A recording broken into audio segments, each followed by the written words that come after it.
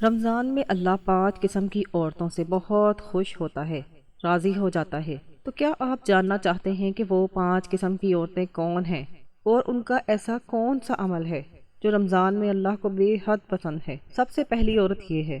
محترم ناظرین، اللہ تعالیٰ نے اس کائنات کو بنایا، زمین کو انسانوں سے آباد کیا اور بے شمار مرد و عورتوں کو اپنی بندگی کے لیے پیدا فرمایا، مگر ایک حقیقت دل کو ہلا دینے والی ہے۔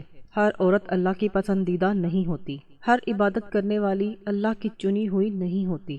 رمضان آتا ہے تو منظر بدل جاتا ہے، گھروں میں سحری کی رونق، افطاری کی تیاری، تسبیح کی آوازیں، قرآن کی تلاوت، ہر طرف عبادت کا سماں ہوتا ہے۔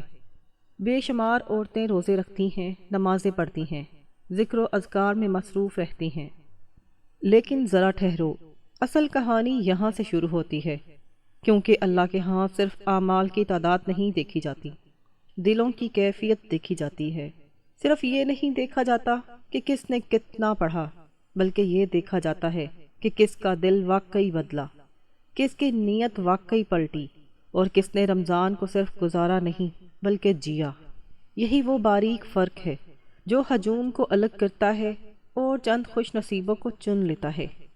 ماہ رمضان میں لاکھوں عورتیں عبادت کرتی ہیں، مگر ان سب کے درمیان صرف چند ایسی ہوتی ہیں جن پر خاص نظر رحمت ٹھہرتی ہے۔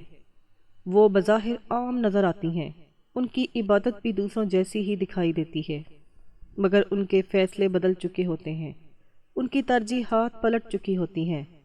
ایسی ہی 5 قسم کی عورتیں ہیں جن سے اللہ تعالی رمضان میں بے حد خوش ہوتا ہے، جن پر رب کی رضا خاص طور پر متوجہ ہوتی ہے، اور جن کے نام خاموشی سے قبولیت کی فہرست میں لکھ دیے جاتے ہیں۔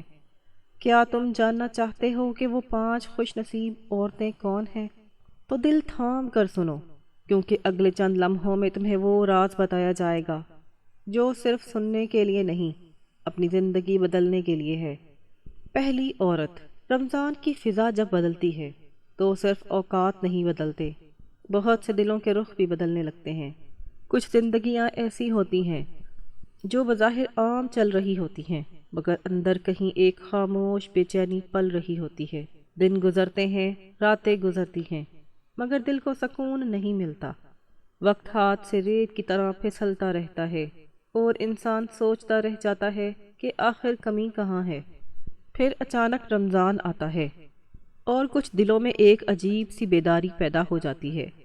ایسے ہی ایک عورت بھی ہوتی ہے جس کی زندگی پہلے مختلف سمت میں جا رہی ہوتی ہے۔ فرصت کے لمحات کیسے گزرتے ہیں اسے خود بھی خبر نہیں ہوتی، انگلیاں مصروف رہتی ہیں، نگاہیں جمی رہتی ہیں، اور وقت خاموشی سے ضائع ہوتا رہتا ہے۔ مگر رمضان کی پہلی ہوا جب اس کے دل کو چھوتی ہے تو اسے اپنی ہی زندگی پر حیرت ہونے لگتی ہے۔ اسے محسوس ہوتا ہے کہ وہ کسی اہم چیز سے دور ہوتی جا رہی تھی۔ یہ احساس معمولی نہیں ہوتا، یہی احساس تبدیلی کا دروازہ ہوتا ہے۔ پھر ایک دن وہ خاموشی سے فیصلہ کرتی ہے، کوئی شور نہیں، کوئی اعلان نہیں، بس اندر ہی اندر ترجیحات بدل جاتی ہیں۔ وہ لمحے جو پہلے بے مقصد گزرتے تھے اب قیمتی محسوس ہونے لگتے ہیں۔ دل کو سکون کی تلاش ہوتی ہے، روح کو وزن ہلکا کرنے کی خواہش ہوتی ہے، اور یہی وہ موڑ ہوتا ہے جہاں اس کی زندگی کا رخ پلٹ جاتا ہے۔ یہ وہ عورت ہوتی ہے جو کل تک سکرول میں گم تھی، مگر رمضان آتے ہی اس نے اسکرین کو ایک طرف رکھ دیا۔ اب اس کے ہاتھ موبائل نہیں بلکہ تسبیح ہوتی ہے، اس کی انگلیاں اب فضول حرکتوں میں نہیں بلکہ ذکر الہی میں مصروف ہوتی ہیں۔ وہ جان چکی ہوتی ہے کہ اصل سکون کہاں ہے اور دل کی پیاس کس چیز سے بجھتی ہے۔ یہ بظاہر چھوٹا سا فیصلہ اللہ کے ہاں بہت بڑا بن جاتا ہے، کیونکہ اللہ کو وہ قدم بے حد پسند آتا ہے جو اس کی طرف بڑھنے کے لیے اٹھایا جائے، چاہے وہ کتنا ہی خاموش کیوں نہ ہو۔ جب ایک عورت اپنی پرانی عادتوں کو چھوڑ کر ذکر کو تھام لیتی ہے تو آسمانوں میں اس کے اس فیصلے کی قدر کی جاتی ہے۔ ایسی اسکرین چھوڑ کر ذکر کو تھامنے والی عورت رمضان میں اللہ کو بہت محبوب ہو جاتی ہے، اور یہی خاموش تبدیلی اسے رب کے خاص قرب تک پہنچا دیتی ہے۔ دوسری عورت۔ رمضان کی آمد صرف کیلنڈر کی تبدیلی نہیں ہوتی، یہ دلوں کے موسم بدلنے کا نام ہے۔ کچھ زندگیاں ایسی ہوتی ہیں جو بظاہر ٹھیک چل رہی ہوتی ہیں، مگر اندر کہیں خلا سا محسوس ہوتا ہے۔ انسان ہنستا بھی ہے، مصروف بھی رہتا ہے، مگر روح کو وہ سکون نہیں ملتا جس کی وہ تلاش میں ہوتی ہے۔ پھر جب رمضان کی برکتیں فضا میں گھلتی ہیں تو کئی دل پہلی بار خود کو سننے لگتے ہیں۔ ایسی ہی ایک خاتون بھی ہوتی ہے جس کی زندگی معمول کے مطابق گزر رہی ہوتی ہے۔ اسے کبھی خاص طور پر رک کر یہ سوچنے کا موقع نہیں ملا ہوتا کہ وہ کس سمت جا رہی ہے۔ ماحول جیسا بھی ہوتا ہے وہ ویسا ہی چلتی رہتی ہے، مگر رمضان کی پہلی ساعتیں اس کے اندر ایک خاموش سوال جگا دیتی ہیں۔ اسے محسوس ہونے لگتا ہے کہ شاید وہ اپنی اصل پہچان سے کچھ دور ہو گئی تھی۔ یہ احساس آہستہ آہستہ دل میں جگہ بناتا ہے۔ وہ اپنے رویوں پر غور کرنے لگتی ہے، اپنے انتخابوں کو پرکھنے لگتی ہے۔ اسے پہلی بار یہ ادراک ہوتا ہے کہ عزت صرف باتوں سے نہیں بلکہ طرز زندگی سے جھلکتی ہے۔ یہی وہ لمحہ ہوتا ہے جہاں ایک نرم مگر طاقتور تبدیلی جنم لیتی ہے۔ یہ وہ عورت ہوتی ہے جس کے لیے پردہ کبھی ترجیح نہیں تھا، مگر رمضان نے اسے اس کی اصل قدر یاد دلا دی۔ اب وہ حیا کو بوجھ نہیں بلکہ اپنا زیور سمجھتی ہے۔ اس کے انداز میں ٹھہراؤ آ جاتا ہے، اس کی شخصیت میں وقار جھلکنے لگتا ہے۔ وہ پردے کو رسم نہیں بلکہ اپنی عزت کی حفاظت سمجھ کر اپناتی ہے۔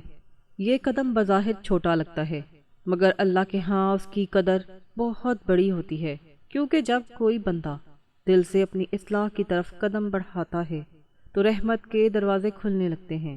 ایسی بے پرواہی سے حیا تک آنے والی عورت رمضان میں اللہ کو بہت محبوب ہو جاتی ہے، اور یہی بدلاؤ اسے خاموشی سے رب کی رضا کے قریب لے آتا ہے۔ تیسری عورت۔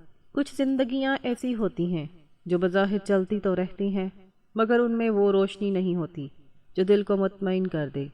دن مصروفیات میں گزر جاتے ہیں، راتیں تھکن میں ڈھل جاتی ہیں، اور انسان یہ سمجھتا رہتا ہے کہ ابھی وقت ہے، ابھی سنبھل لیں گے، مگر دل کے کسی کونے میں ایک ہلکی سی خلش موجود رہتی ہے، جیسے کوئی اہم چیز پیچھے رہ گئی ہو۔ پھر رمضان آتا ہے اور یہی مہینہ کئی سوئے ہوئے احساسات کو جگا دیتا ہے۔ اذان کی آواز پہلے بھی سنائی دیتی تھی، مگر اب وہ دل میں اترنے لگتی ہے۔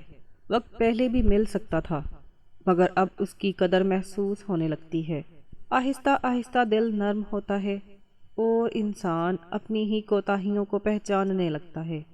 یہی وہ لمحہ ہوتا ہے جہاں ایک خاموش انقلاب شروع ہوتا ہے۔ یہ وہ عورت ہوتی ہے جو کل تک نماز کو ٹالتی رہی، کبھی سستی، کبھی مصروفیت، کبھی غفلت کے پردے میں، مگر جیسے ہی رمضان کی رحمت بھری ہوا اس تک پہنچتی ہے وہ جاگ اٹھتی ہے۔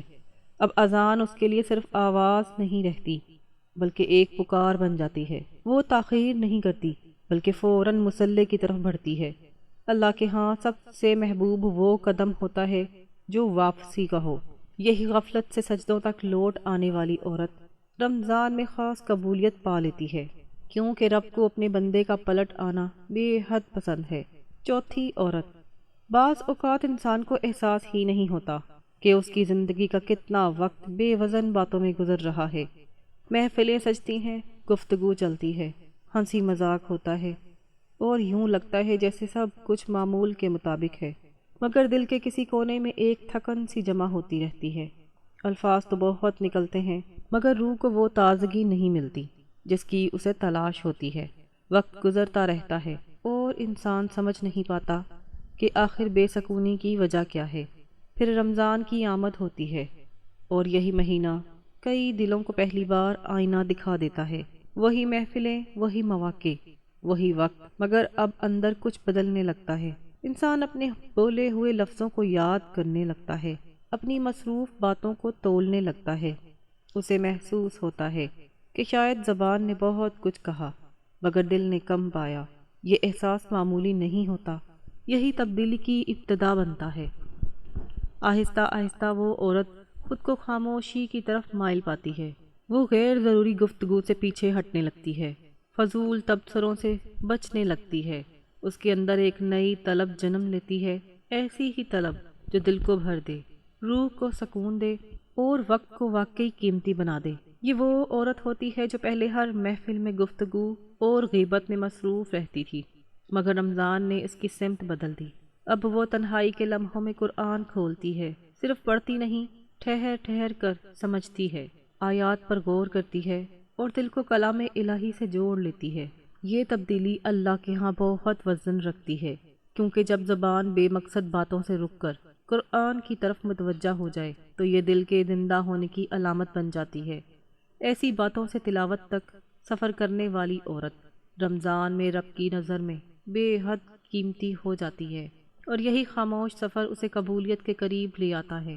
پانچویں عورت، زندگی کے کچھ لمحے ایسے ہوتے ہیں جو بظاہر معمول کے لگتے ہیں، مگر دل کے اندر ایک چھپی ہوئی بے چینی پیدا کر دیتے ہیں۔ گھر کے معمولات، چھوٹی چھوٹی باتیں اور روزمرہ کے معمولات انسان کے دل کو کبھی کبھی تھکا دیتے ہیں۔